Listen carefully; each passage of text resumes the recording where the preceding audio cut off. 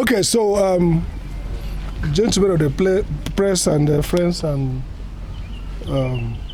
fellow citizens, this press conference is precisely addressed by me, Dr. Sam Amade. I've been the lawyer talking with Mr. Justice Chidebere in regard with the DSS officials. Since Sunday evening, I've been there twice and I've had discussions. Of course, before that, I've met with the wife a couple of days ago when his whereabouts were not known. I make this press statement to clarify some mischievous statements by some persons that the Nigerian Army has amplified to push falsehood. First, I've been involved with the military. I've worked with government, special advisor, Senate President, special advisor, Foreign Affairs, chief executive of one of the leading parastatals. I have conducted training for the Nigerian military. I've conducted training for the DSS Institute. I've been a lecturer for the guest course. I've been a lecturer for the Nigerian Future Center of the Army. I've been with the Defense College. So I understand the workings and integrity of national institutions. As far back as 13 years ago, 50 years ago, myself, Professor Jega, and a couple of other Nigerians were commissioned by the Chief of Defense Staff, Air Commodore Francis Dike, to tour the whole Nigerian military establishment to teach on civil-military relationship. In fact, this book was published, edited by Professor Hosa, and Air Vice Marshal Paul Dike. This is the book that come out of it. You can see in chapter 4 is the rule of law and accountability by Sam Amade, Jega, all of us. So I'm speaking both on my integrity and experience as a senior lawyer and as somebody who has worked tremendously to promote civil-military relationship. First, the military kidnapped, basically, Justice. He was normal routine, went to eat. After eating, they jammed his phone. The DSS accosted him and said, "Want to talk?" He said, "Okay, let's talk. I'm a citizen. I have nothing to hide." And suddenly they all emerged with guns cocked and, menacing, hooded him, covered him in a hood and dumped him and took him. And for days, handcuffed, brought in the sun, hooded completely, with eyes, nose, everywhere blocked. And in the night, they would take him to a cold room until you guys, patriotic Nigerians, bloggers and communicators, raised this issue, and the military had to take him to the DSS.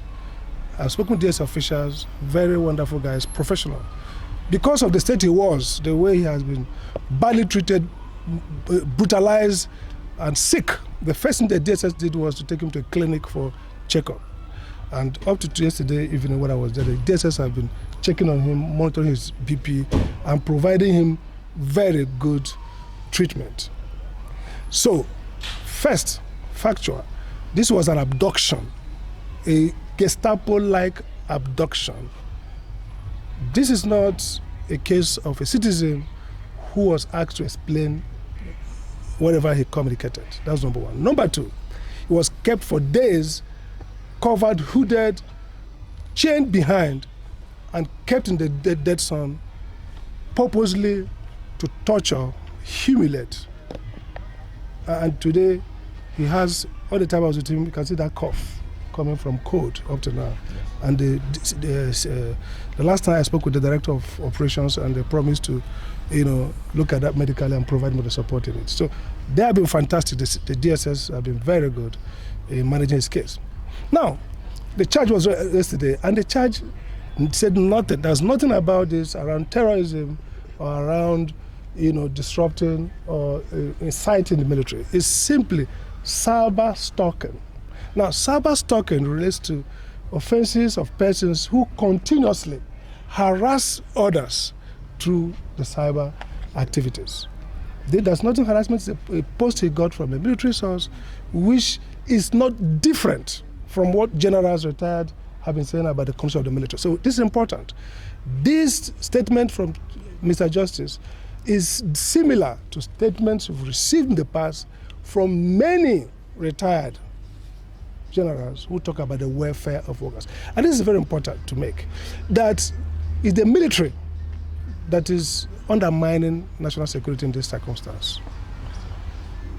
What happens everywhere is that all of you here today are the victims of terrorism. And all of us have incentive to ensure that the military decisively defeats the terrorists.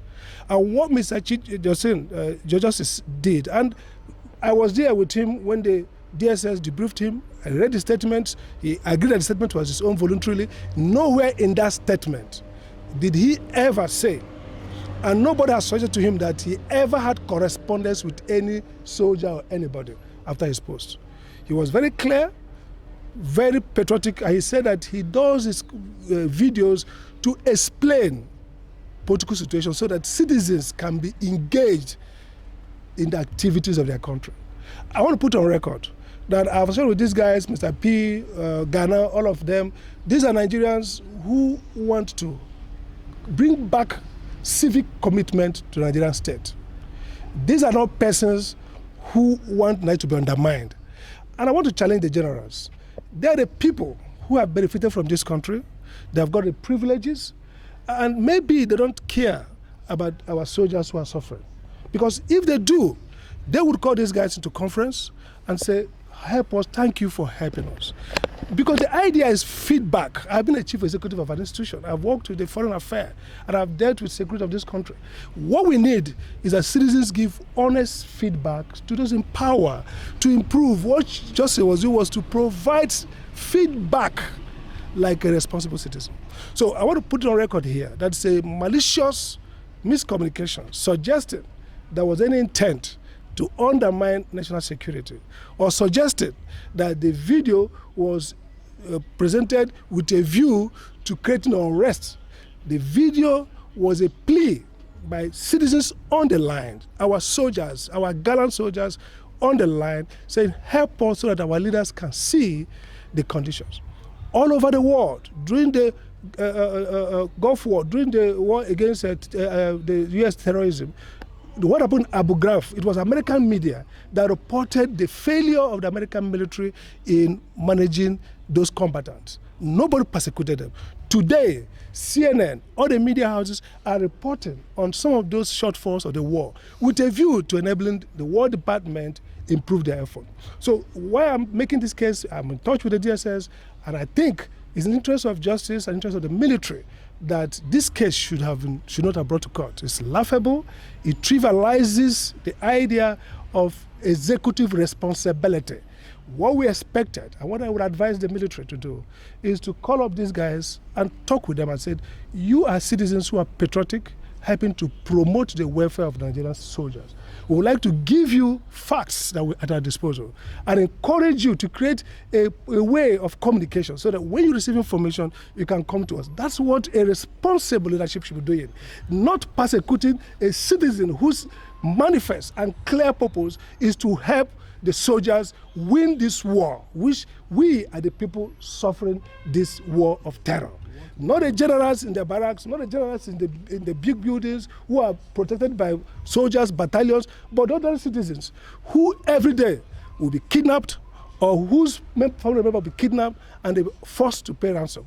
I want to put it clear that I've spoken to Chidi, I've spoken to the officers, I was there at 1 hour interrogation. He maintained justice, he maintained his position that his videos at activities get at letting citizens know how government is working and helping them participate. And he took this profession and got certified as a videographer for the purpose of engendering civic participation in politics. I think they should actually be commending him. It's so sad that he was brutalized, but I'm happy that the DSS is taking corrective measure over the brutality of General Adegoke and his people. I want to end this on this note that this is the wife of Chidi, and all of these guys, Mr. P, Ghana, all of them have proved to be courageous, patriotic Nigerians. And let me advise the military. I've worked in this situation. When I was first invited to be chairman of NEC and I went for clearance, I told the DG, the DS, I said, in the US, the State Department, the FBI, the CIA work closely with civic communicators, because these are the people you need to work with. I understand the sensibilities and the fact that we are not doing very well in managing this country. But the way to cover it is not to attack citizens and brutalize them and jail them and craft senseless charges against them. Of course, we're going to meet those charges in the court. I want to thank Marshall and other lawyers yesterday who were there, because by the time I got there, I was from somewhere else, I couldn't participate, and they effectively handled the case. But we're going to come back with a motion to get a judge to quickly grant him bail, because the doctors in DSS are of the view that he needs proper medical treatment, because the DSS have done their best, but the military brutalize him. You can't tie a citizen behind his back, hood him for 3 days, not see, and bring to the sunlight, and then when he's dried, you say go and dry him. After drying him, you take him to the cold room to wet him.